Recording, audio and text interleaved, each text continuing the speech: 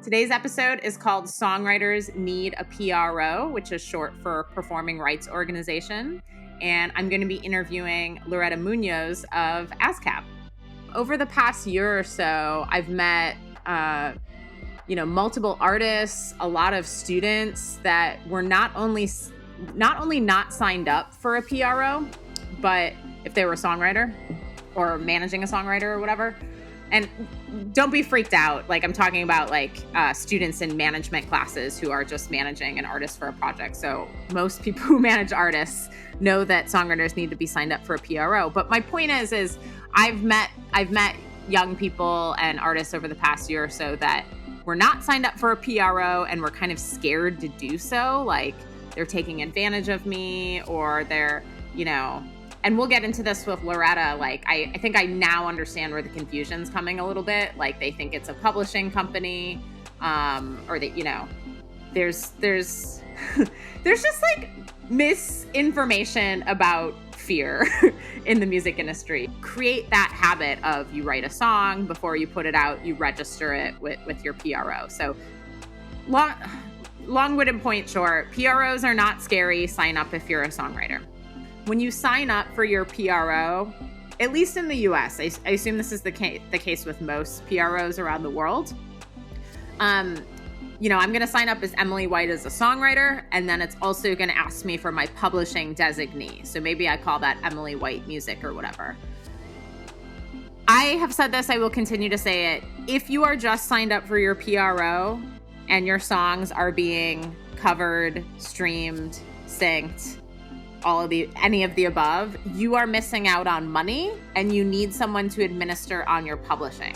What happens here is when you create your publishing designee with your P.R.O, understandably, artists are like, oh, I have a publishing company. Great, my publishing is all set. But I have met so many artists over the past few years that did not have their publishing administered beyond their P.R.O, and they were missing out on money. So don't sweat the publishing stuff yet. The episode after this, episode 9, is Music Publishing Isn't Scary or Confusing. So we're going to explain to you what music publishing is and how to collect on it. But I just want you to understand how to avoid that problem. So I think it's, if you can, just name it you can name it whatever you want. I'm not trying to tell you what to do creatively, but when you're signing up for your P.R.O, try to make your life as simple as possible, because if you write 100% of your songs, it's going to split everything into 50-50.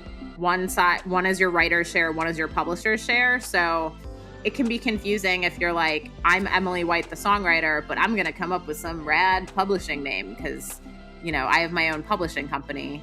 And then that's fine. Do that if you want to do that, but just know that you also have to have your publishing administered on separate outside of your P.R.O. Otherwise, you are missing out on money. So I hope that's clear, and I hope that helps to clarify, why artists think they are collecting on their publishing. Sometimes when they were just signed up for their P.R.O, when they are potentially missing money. And ASCAP, BMI, these P.R.Os I'm talking about, they are not publishers. But Loretta explains that pretty well. So I'll wait for her to do that in the interview. We talk about this in the Loretta interview as well as I believe it's episode 10 with Lauren Ross. But make sure your contact info is up to date with your P.R.O. When we get into sync placement stuff with Lauren Ross, she shared that music supervisors often look up, a song or a songwriter via P.R.O databases. And they're on, you'll hear this from Loretta and from Lauren, they're on timelines and schedules. And so if they can't find your correct info, they're just going to move on to the next song. I didn't have an episode planned talking about P.R.Os because I felt like it was so obvious, and that ASCAP in particular, at least throughout my career, throughout this century, has done, I think, really a great job educating, informing, advertising. At conferences, it's like, sign up for ASCAP. Like, I feel like, I went to college in the early 2000s, and that's like one of the first things you learn about is signing up for a P.R.O. So I was really shocked when I met a musician who'd released like over 10 albums and only signed up for ASCAP a few years ago. And then I met a ton of students this year who were kind of scared to sign up for a P.R.O. Like, oh, they're going to take advantage of me, or there's something bad or scary. And I was like, what? Like, just go sign up if you're a songwriter. I was so confused by that. So let's start at the basics. What is ASCAP? So ASCAP is a performing rights organization that we've been referring to as a P.R.O. And our main job is to get our members paid when their music is played publicly. And we represent the ever-diverse music community, all genres, at all different stages of a creator's career. We have over 800,000 songwriters, composers, publishers, and we license their music to the businesses that play it. So it's streaming services, radio stations, TV channels, Netflix, live venues, and sadly, that's taken a big hit, as everyone knows, and we are slowly opening up. I just got off the phone with a writer right now who was driving to a gig, his first gig, and on the East Coast in New Jersey. He is so over it was elation coming through the line. And we cover, from huge live venues, from huge arenas to tiny venues and clubs, restaurants, bars, websites, anywhere music is played that we are allowed to collect by copyright. I love it.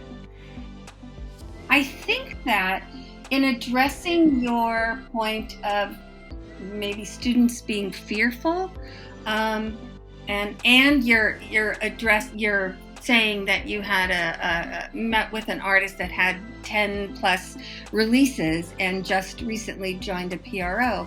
I've incurred that also in my tenure at ASCAP. Writers or artists that you would think would know, and suddenly, or they signed but they never registered a work, a song, a piece. So no, it's the thought is, oh, someone else got my money. No one got that money, including you, who you're deserving of it. No one did. No one got it because no one knew to collect that money to give to the rightful owners of it. And I think that also, I've had this, so as I was saying, to be a member, we have songwriter, composer members, and we have publisher members.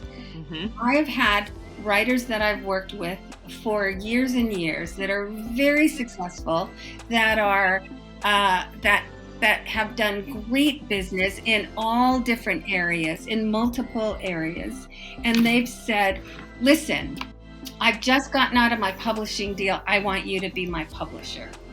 Right.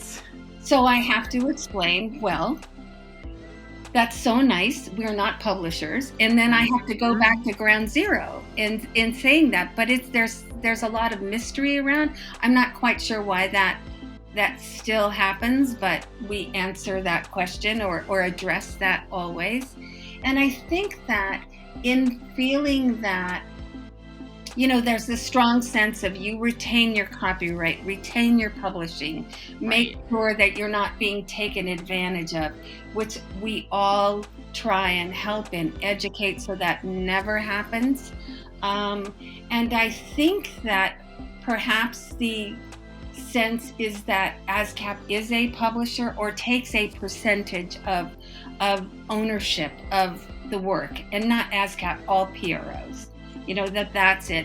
And so the education has to continue, and we have to still be deep on that. Yeah, you really nailed it there, because I have spent this podcast explaining to people why they need to sign up with a publishing administrator. That's why I think Song Trust is so great. But like I said, it never occurred to me to be sign up for a P.R.O. Until I started to experience this. And of course, like you said, you experience it all the time. So what I'm saying, which I have nothing to gain by saying, is ASCAP is not scary. P.R.Os are not scary. So if you're a songwriter, sign up for a PRO. And again, like there's plenty of listeners that are like, duh, you know, but there's plenty who don't know this. So that's why I felt it was really important to make this episode to share that PROs are not scary. If you are a songwriter, sign up for, you know, the appropriate PRO in your country. Correct. And get the money that's owed to you as a songwriter. You're making your life easier, not only by, you know, signing up as soon as, you know, ASAP, as soon as you figure out like, okay, I'm a songwriter, I'm a musician. But you're also making your life, you're also setting patterns for yourself. Like you said, it's like finish a song, register it with your PRO, release it, you know, and it's good to get in that habit of things, because I'm not surprised you've met artists who are members but haven't registered their works. I can see where that would happen. So again, set that tone, set that process for yourself in those early days. Absolutely. That is the key, is to join a PRO. And once you've joined, make sure those songs are registered. Yes. And make sure they're correctly registered. If you're collaborating with someone, make sure that you have the names of your collaborators and how you're splitting that up. And your sorry, go ahead. No, it's the details of your most important art. It has, you know, it's not going to be more important to anyone else but the one that creates it. All the others are there to support and to make sure that it gets out there or you get paid and all, but this is your love and desire and your fire and all those things that drive artists classically in our world.